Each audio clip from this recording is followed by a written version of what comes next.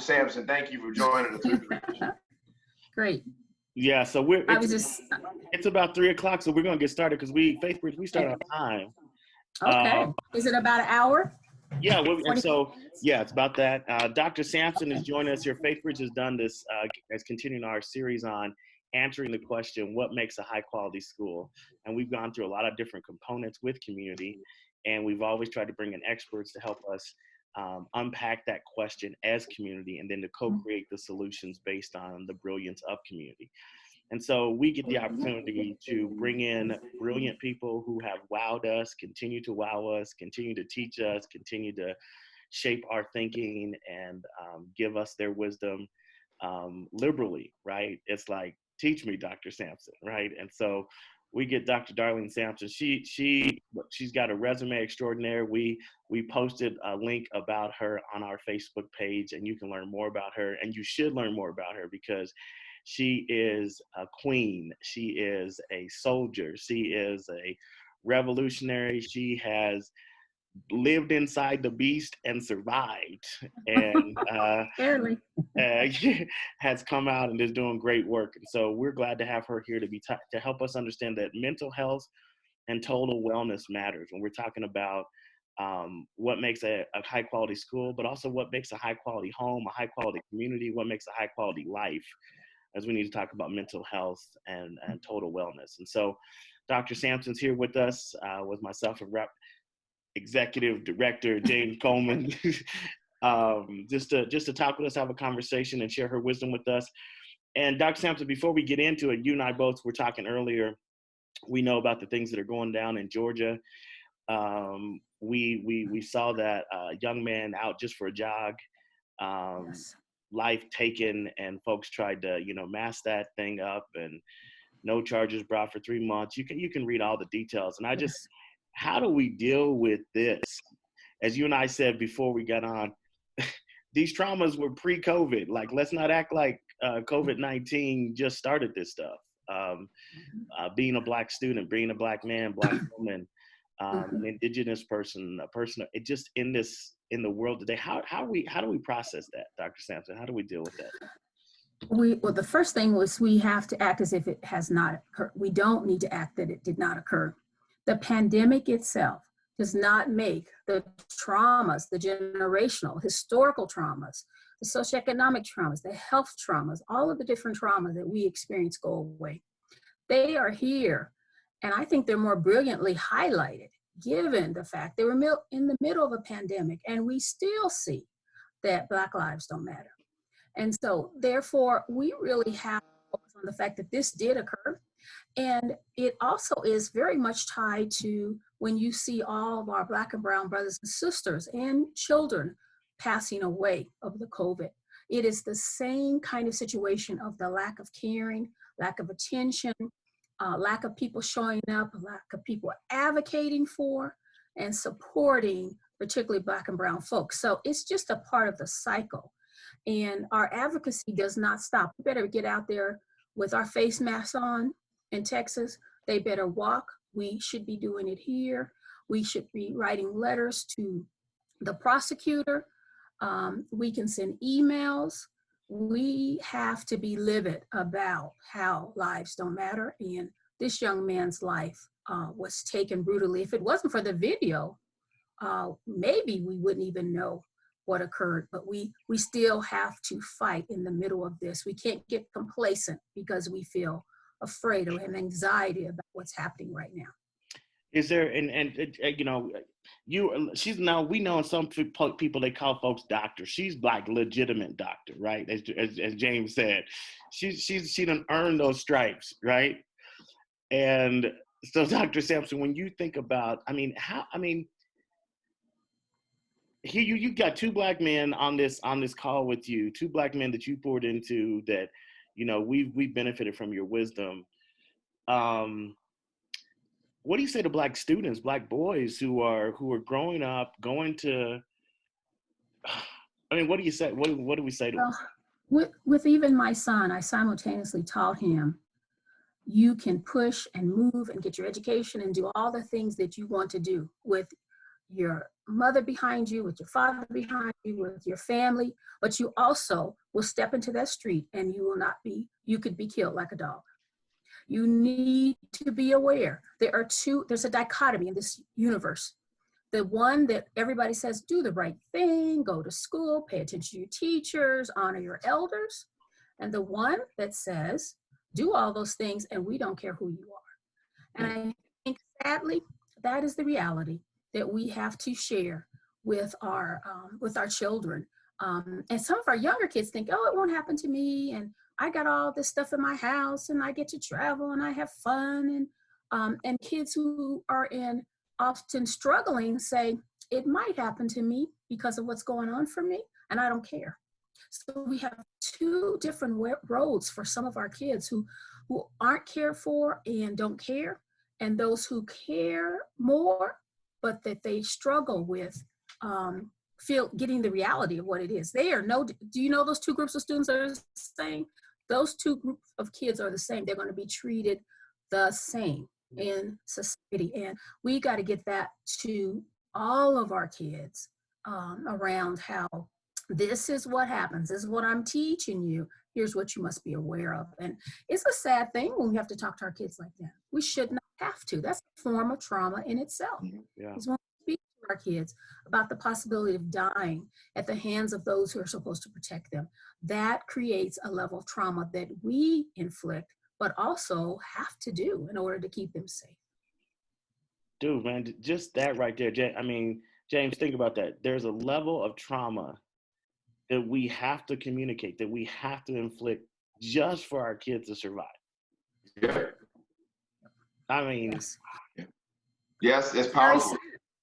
That's powerful. That I always speak to my children in that same tone, Dr. Sampson, in that context. I feel as if I'm doing them a favor, because we always have this conversation about having the talk with your kids. And it's like, I have to expose you to this so that when you see it, you're not caught off guard. You know what to do. But that in and of itself is a traumatic experience, because I thought it was all unicorns and rainbows. Like, no, life is real. And this is also, in addition to just where the world is, this is what you have to expect because of who you are. That's right. Yeah. And then I think we give them a lot, expose them to a lot. And that also dilutes the message. So I always tell parents, you're going to consistently need to speak to your kids about the reality. We do it once a year, every 3 years. When you're going to the mall, you got to talk about it. When they're walking in the community, the fact that they have to wear a mask on, I already talked to my son about that. I said, listen, let me tell you, that's very frightening to me. You have a right to wear a mask just like anybody else going into these places. But you can be mistaken for a robber. The color of your skin already denotes certain kinds of things to certain people. And so that we've got to talk about a lot of things. And I don't leave it to chance, but it makes you tired. That's why we don't do it sometimes too, because it's tiresome emotionally to think that we have to take care of our children this way. But we've got to look at, I'm glad you're calling it wellness, because it's not just the mental health. We have to look at our kids from a spiritual perspective, educational, family, their own health, then their mental health. We've got to teach our kids political health now. They got to get ready for what's to come and what's occurring. Their racial health, their developmental health. There's so many things that are part of wellness. And it's really particularly appropriate because I think you knew that May was Mental Health Month. Did you know that? Yes. So that's so good that this is happening in May, because this is Mental Health Month. But the mental health of some children and the mental health of some other children are not being treated equally. And so, for instance, if we were to talk about what's happening right now for our students, I was thinking the other day about schools where kids are going that have been struggling sometimes since elementary school. A lot of places, those multiple pathway or alternative settings, we don't know where some of those children are. We don't know what's happening to them. They were barely stepping into a building to be connected with somebody. And right now, a lot of them are not showing up online. And I heard some statistics that said 90% were showing up online. 90% of who? When you disaggregate that situation, who are those kids? Who are they? Over, they don't have credits. They are kids who have not had support. We don't know what's happening with child abuse situations or domestic violence. We know that our kids are out there and they are not connected to anybody. And so when we think about wellness of those kids, what's their economic status? Are they eating? Who's checking on them?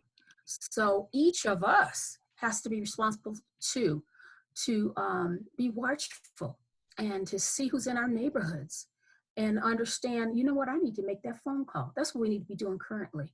Right. If I don't know, how do I speak to kids when I see them, I'm in the store? What if I'm just in the neighborhood and there are kids that I just don't know what they're doing? They seem to be running around. I've seen kids in the neighborhood just walking around.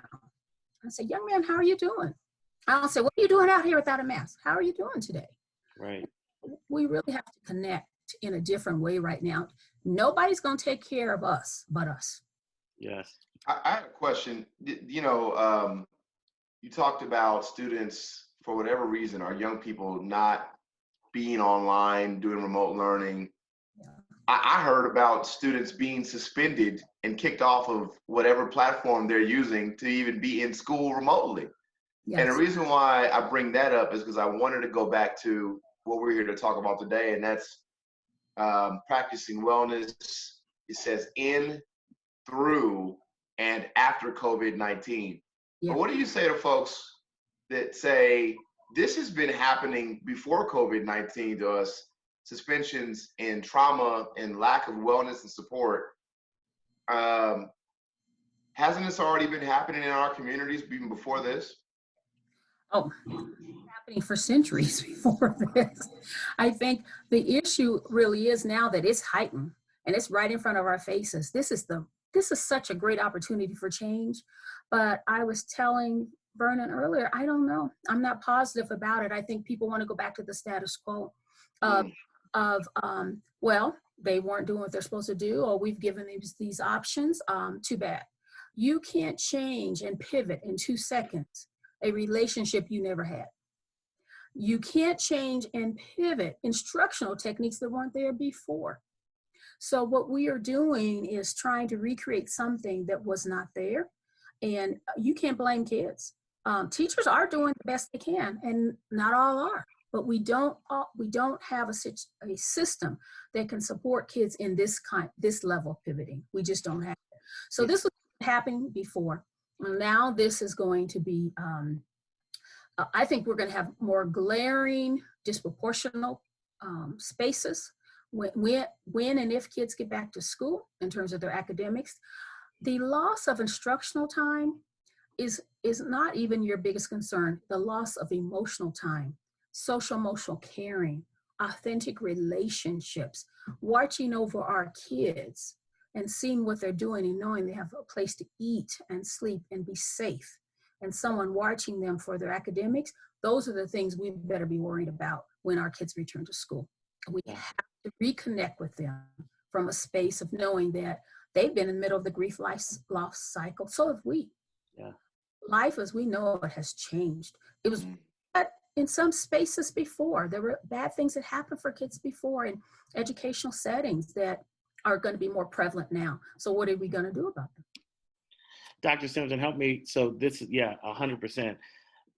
This is where Eileen is like, how do we trust, because you and I have grappled with a lot of data over the years, right? How do we trust a space that was not intentionally about mental health and wellness to now be a space that's about mental health and wellness? Yeah. To your point, this is a great opportunity for transformation to occur, but how do we seize this moment to ensure that the spaces our children go back to are actually better and the best spaces for them? Well, I think you're definitely more optimistic than I am, because I've been around even longer. I think that there's some ways to start that dialogue, and that while we're on Zoom meetings and we are out there in our own homes and spaces, I think those of us out in community agencies or doing social justice advocacy really could put together some statements of purpose for superintendents, for heads of student services divisions who usually run psych and emotional supports, and for community elders to say, let me tell you something. We already had these issues before. Now we're coming back with even greater challenges and loss issues.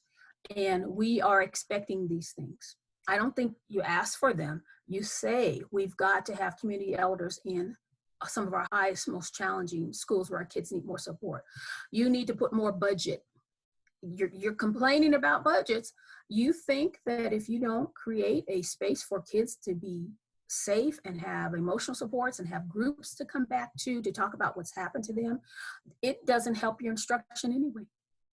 You can do all these things and you want to jump in there and say, open to page 23. No, there's no open to page 23. It is open your heart to your kids. And how do you care for them when they walk back in there? So I think those in community agencies need to put together some point statement systems of, this is some focus points. This is some budget. We can't let our kids go back into school. Who's going to go find them? Are you going to do some home visits? What are you going to do? It's not just about money and pupil count October 1st. You're going to lose some of your students. They've been evicted. You don't know where their families are. You really aren't going to know where some of the computers are because the kids are gone. We don't know where they are. They had to leave their spaces to survive. So if that's the focus, then they're going to be in trouble if it's only going to be instruction. It has to be reconnection, kindness, empathy, and reintegration for the reset. If you're going to do status quo, you'll get them in there, try to rush them through the next semester because they're behind and kids are regressing because of the emotional challenges.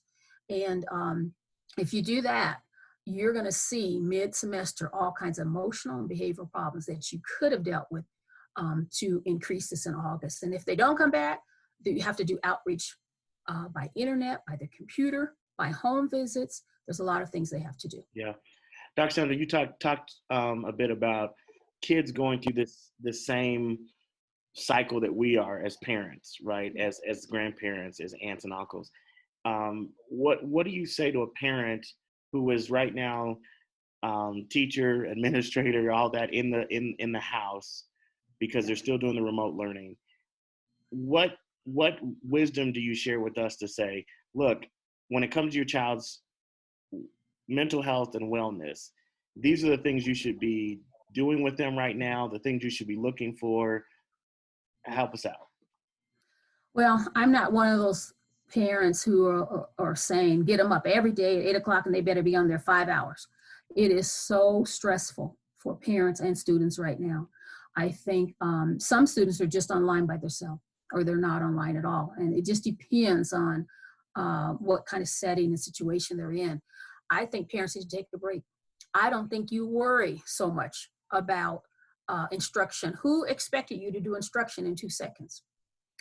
It's a learned behavior. It is a learned educational option. I think there's some great things that we can teach kids about taking some common sense areas, how they work in the community, how they care for others. What about instilling some of our ancestral strength? There's so much robustness to creating spaces that don't have to be about, because the curriculum they're learning is not close responsive anyway. So why could we not anchor some of the things that have really been missing? Who our ancestors are, who our grandparents are, what are the sayings in our family? Write a paragraph about that. How can we read books that look like our kids and we can get them online? I think you have them do the work, but you also step back if you're tired or if you don't know it. It causes the relationship to be more stressful in the household when we're like on them, and we feel like we have to get this done. That's what our traditional system does. Beat it into them and feel like they have to learn it and then get in trouble when testing time comes. So we're not preparing for that for our kids right now. We are trying to keep them safe and healthy, and that's a part of their mental wellness. Is if you don't do it every single day or you only do it part of the day, our kids are not going to fall instructionally. If they fail instructionally, there were some challenges before that were not met. Mm. Woo, fire. Like I'm over here like, woo, taking it all in from her. Dr. Sampson, you speak to my heart there.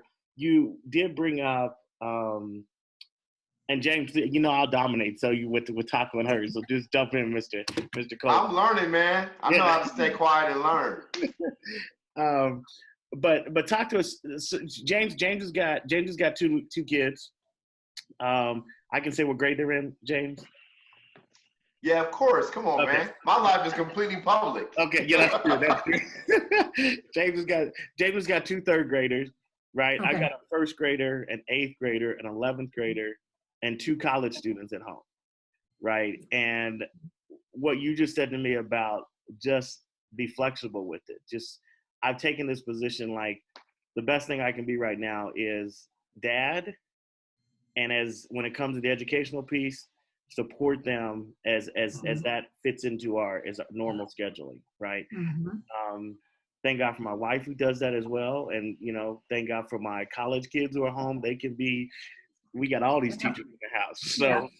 Yeah. But I really appreciate the fact that because I think all the parents are stressed. I mean, to your point about there are parents who've lost jobs. There are parents who are thank God for the work that Rep. Coleman and others, the governor and folks have done about staying evictions and all this kind of stuff. But there are folks who are really still worried about that stuff post all of this. Like they got to stay right now, but eventually that thing will catch up with them. And so those worries are there. You mentioned all of these tensions that are going on.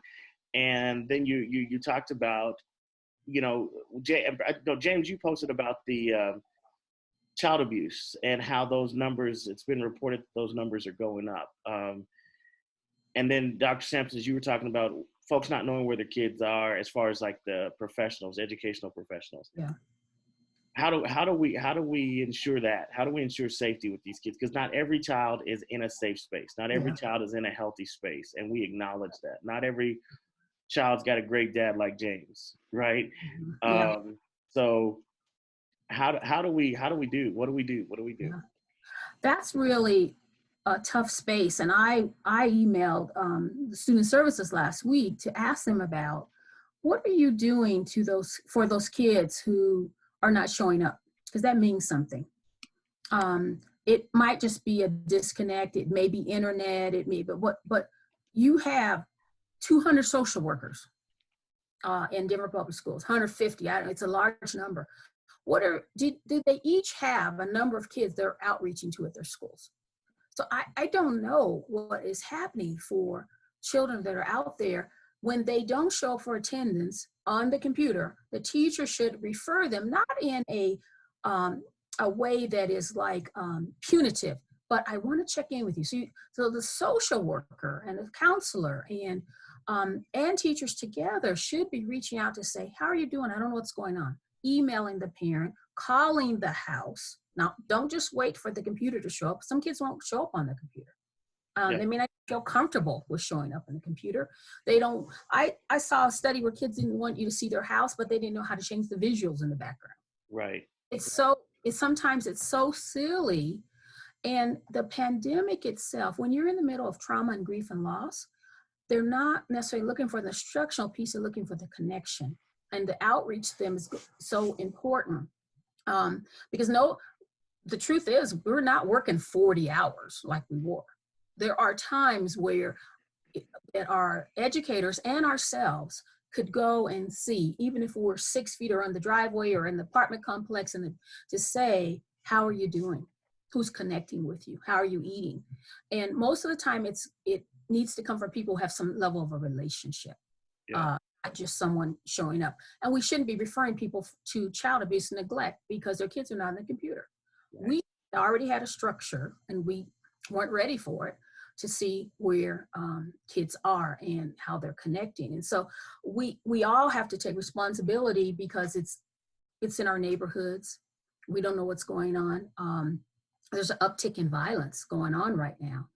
When people are in the middle of grief and loss and trauma, the first thing they want is a sense of safety and a sense of connection. It's not the lesson plans you put on the computer. So at the very least, each time we open up that space, we have to say to them, what are they doing? How are they feeling? And you're going to have to do some one-on-ones on Zoom with some kids, because they're not going to be telling you their business in front of everybody, and we shouldn't be asking. And even when kids come back, we shouldn't say, what were you doing during the pandemic? It might have been atrocious for them. It might have been good. But we want them maybe to write us a paragraph or to leave us a note. We don't want to out them in that way that might make them feel uncomfortable. So it's a tough thing because we don't know where they are. Right. Some kids left. I noticed some have left right here in Green Valley Ranch where I am. They're gone. I'm not sure what's happening. And so we really, it's our outreach that's going to be important, and to instill the sense of safety. Can you talk about, I mean, this applies to parents and teachers. As we are serving children in this pandemic through remote learning, as parents, we need to prioritize our own mental health and wellness. Yeah. Or we're no good to kids, right? And so some of the things you were saying there, just about, I mean, how these pressures that teachers are under. I know I keep saying Rep Cohen. I know James. I know James. He hates when I do that. So I know James, educators, and hearing their voices around some of their frustrations. And we're going to be talking with some principal leaders next week, and then some educators towards the end of the teachers at the end of the month. How do you speak to them about their wellness, and how do they even push back? And is this the space for them to reclaim wellness and reclaim, look, we are going to create work environments that value, affirm, that are life-giving? Is this that time to do that? I think you better take the open window. It's a tiny opening, but you should go ahead, because people change better and quicker when they're in the middle of some sort of trauma or stress. And this is the perfect time to ask for, I need more money for my kids who need these intervention supports. I need more money to have a backpack food club for every Friday through Monday. I need this, I need that. I need books that are looking more like my kids. I need to bring in speakers, I need to bring in training. So I think they put together a platform of what was needed before, but it's going to be even greater needs now. And maybe use some of the data that's happened since the pandemic in terms of who's connected and who's not, and who has internet and who's not, because we're seeing all these inequities. I think they do it now. It's so tough for leadership, because I suspect and I predict that the status quo will go right back into place. It'll just look different. It'll just be in the middle of a virtual instruction type of system. If we don't go back, or if we do go back, I don't see the system changing. The best thing that we know how to do is create our own systems. And that's what principals are going to have to do, is create their own spaces and use their own budgets to move things around to be ready for their kids. You have one of the questions I had, Dr. Sampson, just to follow up on that. So 2 questions that were asked before. One was a question about how do we as parents adapt to remote learning, and as we're helping to educate our kids even more than we were before. Mm-hmm. But then also the question about our teachers and our school leaders, and going back and implementing better processes than we maybe had before, and not repeating the status quo, and really focusing on wellness. How do you teach somebody something they never experienced themselves? I think the first goal, and that is teaching people about how it feels to be in that space and what happened. They've got to hear some stories of what has gone on. You might be in your house, you have all the food you want, you watching TV all day, you can eat, go for a walk, go for a hike, but there's some kids and spaces that are not like that. And they need to understand what their kids went through. You can't have them come back in to the school and not hear their stories and not understand what they've gone through. And some people won't have empathy. I always talk about an acronym about who's in your car. The C is for those who are already committed. Your A people are just accountable. Oh, we don't got to worry. We're going to go right back to the same thing. We don't have to worry. Mr. Jones is the principal. We'll get rid of him.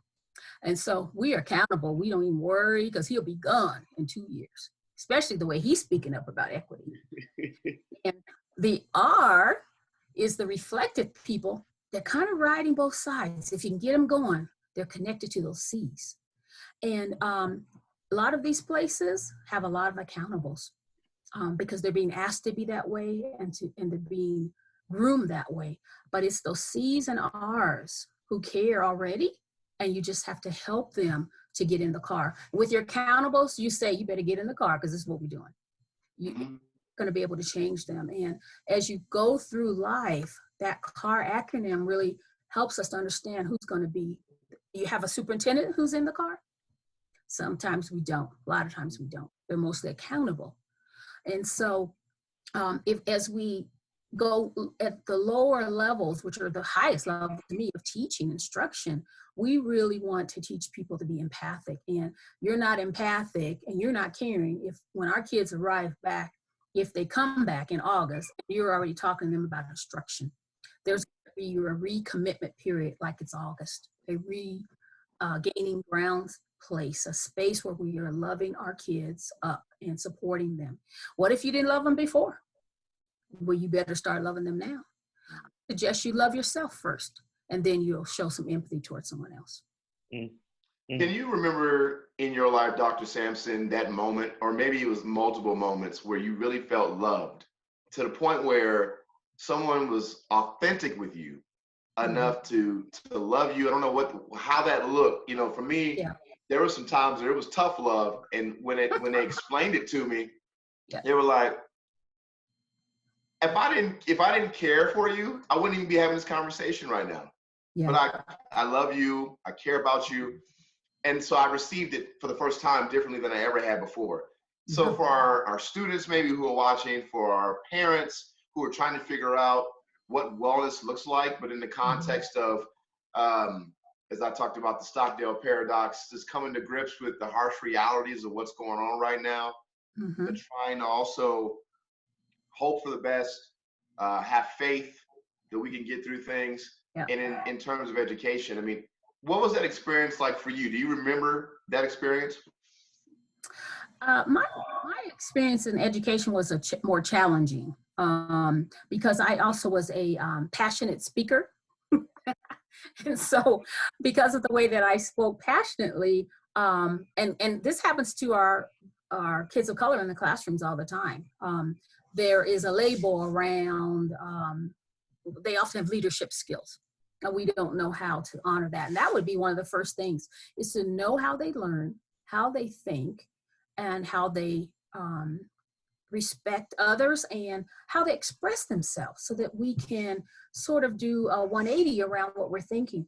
But it's not just the love of, I liked you, how was your weekend, how are you doing? It's that circle of spirituality and education and instruction and knowing them culturally and complimenting them and not putting down their community, stuff like that. It's understanding them developmentally and racially. It's a whole child concept. It might be great for you to just understand them in terms of maybe how they think, but how do you think about them spiritually? How do you help them connect to higher powers, or to God, or who do they see as the person that's greater than them? What's their economic? So for me, it would be like, oh, Darlene Smart over here. I want to know that you take me and the whole person that I am, and you really get to know me beyond. We always say, oh, authentic relationships. People don't know. It's that big circle of kids. It's not this little piece over here, or I put them in a group and have them read a book about themselves. I do really, truly know them authentically. Mm-hmm. See, now Vernon didn't know I was going to take over the conversation. I swear this is my last question. Just one more. He's like, man, I have questions that I was going to ask. I'm learning right now. See, I'm taking. So here's my last question. All that what you just said, especially if you're an educator, sounds great. But I've heard stories, as maybe you both have, whether it's the district or maybe there's a state policy, I don't know, but probably the district or a school leader It says you can't talk to kids like that. You can't have a conversation with them that way. What are you doing? We have standards here. You know, we don't really get into their business. Mm-hmm. And, you know, we're trying to educate our students. We want our students to not just be able to take a test. We actually want to identify how they learn best and then teach them individually based on what their needs are.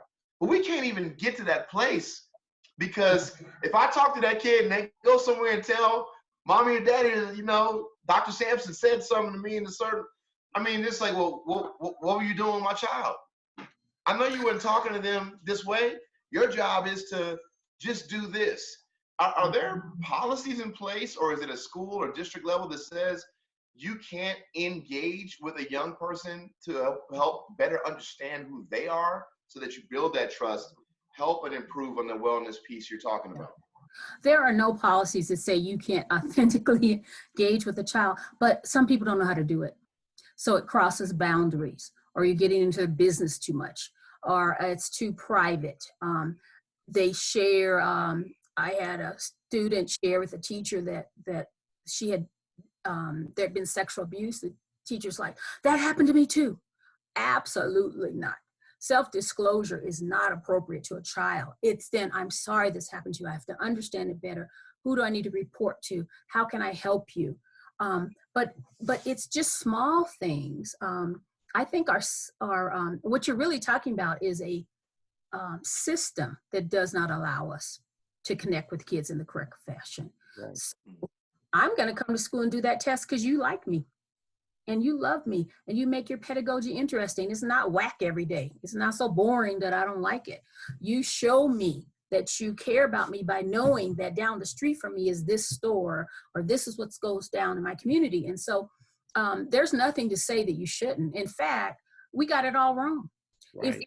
If the authentic piece first, we would see more instructional. We know from the data, we know what we're supposed to do.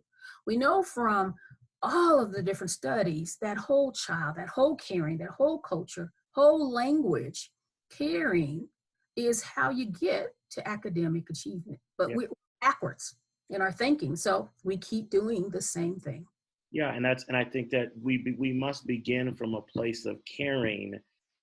And I love what you said about the whole person first. Like, don't just tell me, oh, Darlene's smart. I need you to understand that the store that I shop at, I need you to understand the siblings I got. I need you to understand the dog that we might have. I need you to understand, you know, the street that we live.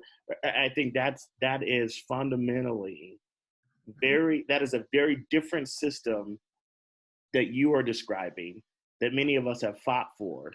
Yes. Than the system that is, right?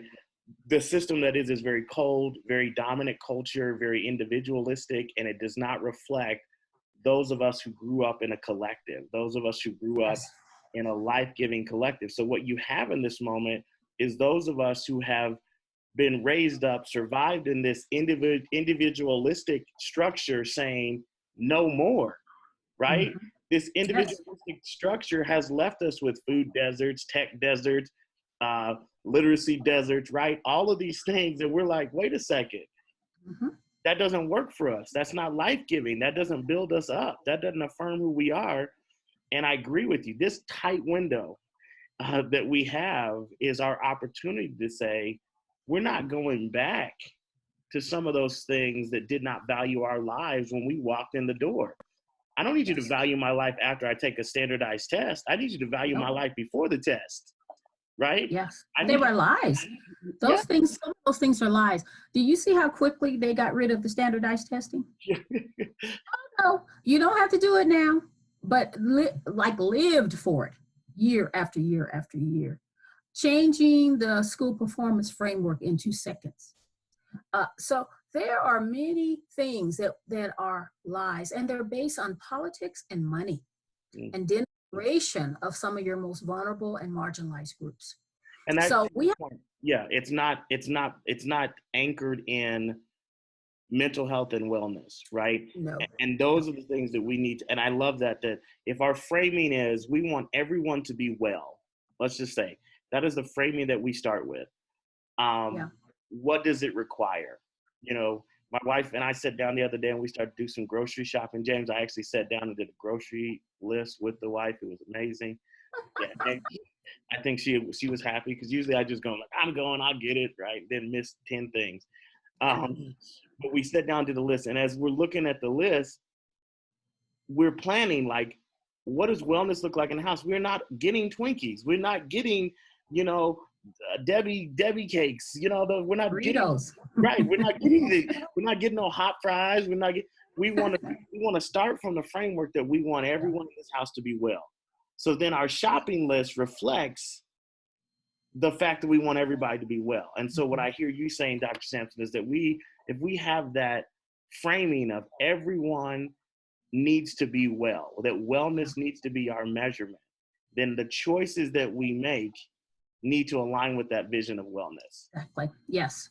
And Absolutely. we're missing that vision of wellness for everyone right now. Well, I want to ask the two of you, when you don't maintain the vision of wellness, what's the gain? What would be the gain? You gonna take that, James? Or you want me to go? Are you saying who would be the game?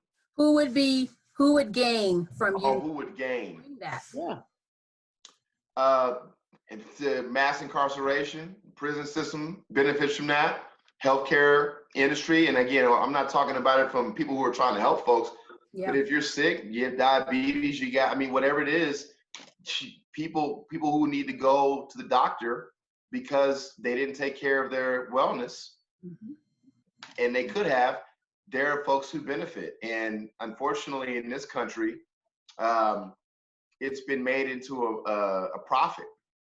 And so those are the folks who benefit off of it. If we don't teach our kids to read, then they can't read to learn, and we know where they're going to end up. The probability is that much higher. So there's a lot of folks who benefit outside of the folks who are supposed to be. Right. And to Dr. Sampson's point, boy, y'all about to get me fired up right now. The fact is that the people who don't really care about you, goes back full circle of what you said. Yes. There are even some people who stand in front of classrooms who don't really care about you, right? But they're still going to benefit from the fact that they're not teaching you well, right? They're still going to get that hard to serve bonus for teaching in a school where there's majority Black and brown kids. They're still going to get that little incentive, and they really don't have to help you improve. That's right. So that's a real good question. Like, my grandfather would tell me that there's always somebody who's benefiting from our demise, right? And that's why it continues. Like, James, when I shared that picture that I showed you 57 years ago, right? And the same signs that Dr. King and them held in 1963 at the March on Washington, if you put color to that picture, you could say that picture was happening in 2020, right? So who then has been benefiting from a system that has been sustained for longer than 57 years? But in that window of 57 years, there's a lot of folks that then got rich. Yeah. Right? Yes. But I want to push the fact that every single one of us that was able to stay the course, and we fought for different places, and we got lashed, and we were pushed back, and we were told we couldn't do certain things for students. And in schools, I was asked, why do you do so much for these kids? They're not going anywhere. I literally would have teachers say stuff to me like that. For every single one of us who continue to do that, the resilience is amazing given how whiteness works. So we have to think about those systems that have intertwined together: incarceration, schools, health care, all these things. I still am hopeful because I know there are many, many, many of us who still need to bring and put our hands to others, to bring them up and bring them to the side of us. But I also know the resilience that we have had. Think how bad we are with those systems. Tried to bust us down for 400 years. How bad are we? And so I'll even take one principal who says, you know what, when my kids come back, an Eric Rowe type principle, when my kids come back, this is what we're going to do. I'll take small pieces to do that. And then I'll shore him up by helping him if I can to think about what that could look like to restore a sense of order and safety for kids. I'll take small pieces. And I think, yeah, we want the system to be turned over, but we have to create our own. We can't live within the systems. We have to, but we can't live and adopt those behaviors, because then we are re-traumatizing ourselves, our children, over and over again. Real talk, real talk. Yeah, I mean, that's real. And I think it's the reality is that if we know that wellness is the aim, then we have to do things that are about our wellness, right? We've got to, James has brought so many of us together to talk about some things that we really need to focus on about, like, y'all, come on, that's not for our good. That right there is plantation practice. That right there is not about you thriving as a business owner. That's not about you thriving in your community. It's not about our community getting the dollars that we need. And we have to, just to your point, Dr. Sampson, we have to say it's beyond enough is enough. It's a no more, right? It's a no more. And in this tiny window, I'm glad you brought up Principal Rowe, just another brother who's doing amazing things, who's thinking outside the box and saying, we can't continue to think that this thing is going to work for us because it's not designed for us. No. So that means we got to be bold enough to create a different design. And so that's why I appreciate you. I appreciate when you talked about the work of FaithBridge. That's why I appreciate FaithBridge. It's saying, let's bridge a different way. Let's look and say, how do we bring this brilliance together and say the world that was is not how it's going to be because it wasn't working for us. That's right. Yeah. You know? Well, it was working for somebody, but it wasn't definitely working for a lot of our kids. And we definitely cannot continue in the way we're going. And we have a political system right now that anchors it too. This political system right now is not necessarily focused on what particular populations of marginalized and vulnerable people need. There's a demonization, a disrespect. And so each one of us in our own little pods and places can try to dismantle that and do a counter narrative. That's what we still do. I keep focusing on our kids coming back because I'll see mental health dollars going to a trauma team that doesn't even know trauma in communities of color. A place of, we're gonna do these interventions, but you don't know culturally what that needs to look like in order for kids to connect with them. A support system, mental health therapists, not one person of color on the team. So these are some of the things that we have to pay attention to when we reconvene and as we push these other places. But our kids, they're so resilient to me. They still hanging in there without sometimes great connections, nothing that looks like them or says you can be exactly what you see in books. No spaces that say your community is valuable to you. You don't have to leave your community. You can stay and give back and continue. Nothing that really supports them. But I also support the educators who do that every day. And they are not certainly as large as we want to see them. I still appreciate educators. I know that they can do a good job, and I know many do, but I also see many that don't. And so we keep hearing about these things, but we have to tell the truth. We have to tell the truth about our healthcare system. Okay, how many people walked in there and said, I feel sick, You got insurance? Okay, go back home, take a Tylenol. Yeah. Many people passed away as a result of not being, speaking the language, looking different. We have healthcare workers on the line, but we have to tell the truth that not everybody who presented themselves are treated well. And when our kids come back, they may have lost somebody. They probably know somebody who has passed away. We've got to understand the grief and loss cycle. We got to teach teachers before they come back in August, this is what it might look like. They may be regressed, they may be angry, they may be sad, they may be withdrawn, they may just be happy to be back in the building. And all kids don't experience what we experience the same way, so we have to individualize the thinking, but do enough so that every kid can talk about what happened to them and how they felt during this time, because there's many kids who feel thrown away. So those are some of the things that are really important as they enter back into school systems and Who knows if we'll go back? I just think it would be dire if a lot of our kids don't go back, but I think it's a possibility. Yeah. So Dr. Sampson, I want to thank you for all that you've done for people all across the country and maybe even abroad when it comes to education in particular. So I know that you've done a lot of work. So I preface that with this, or my statement, that was my preface. I want to know why you're not leading wellness at the district level. There may be somebody who's already doing it, and I ain't trying to knock that person. It's all love. I just don't know. I don't know. I haven't had that conversation, but I've had a conversation, as Vernon and all of our viewers are today. And everything you say is spot on. And look, I know there's other people who have knowledge and have wisdom and information. I get all that.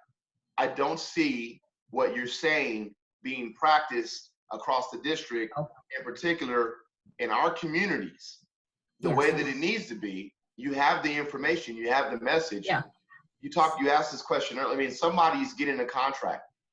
People are getting deals to do work that they're not even qualified for.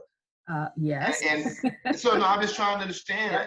I'm not trying, but it really frustrates me because people really need help. And you are in a position to be able to do it, and you're doing good work now. You've done it before, but I'm talking about in the context of, you said when we come back, what is going to be different? When Hurricane Katrina hit, it was like, the whole thing got wiped out. So we're going to go back and we're going to rebuild. It's going to be better than it ever was. We had no choice because it got wiped out. And so here we are with this coronavirus, and it's a similar effect. And so what's going to be different when we get back? I'm kind of in the same boat as you. I want to have faith and believe that we're going to be better than we were before, but I don't think it's going to happen right away as a result of this. I think it's going to take time for us to collectively organize. My question is, why is there a struggle to get you or somebody like you in a position to do the work when we know you're more than capable of it?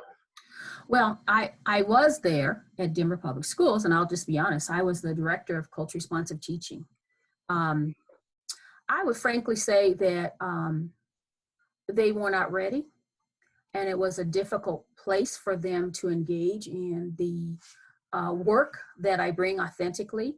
We also had trainers. We trained 17 trainers who trained the whole district around bias and microaggressions and LGBTQ issues and Black children and Black boy disproportionality and writing the Black Male Achievement Initiative. I wrote that while I was there. But for every step, there was a pushback. Every day, it was constant and it was a challenge. And till the point that Black educators, there's about 50 of them, we started meeting called Become, Black Educators Committed to Opportunity, Mobility, and Equity. And we came up with a point plan, which you now see pretty much embedded in Dr. Bailey's report. That's how that report, a lot of it got anchored, was from us submitting those recommendations to Dr. Bailey. And I'm still out there, but the things that are still there are still happening, is what I'm saying. You still have educators leaving. You still have people being afraid of people who talk authentically. You still have people having to dilute themselves in order to be accepted. And so it was a really big challenge. And my superintendent was Mr. Antoine Wilson. He commissioned the culture responsive teaching position for the whole district in data, resources, policy, curriculum. But nobody, a lot of people did not want it at the beginning. It was really hard for them to make changes because we have to look inward and look at ourselves first. And so it's a part of how I say, McKesson says, that's how whiteness works. It's strong, it's powerful, and it's hard to change systems.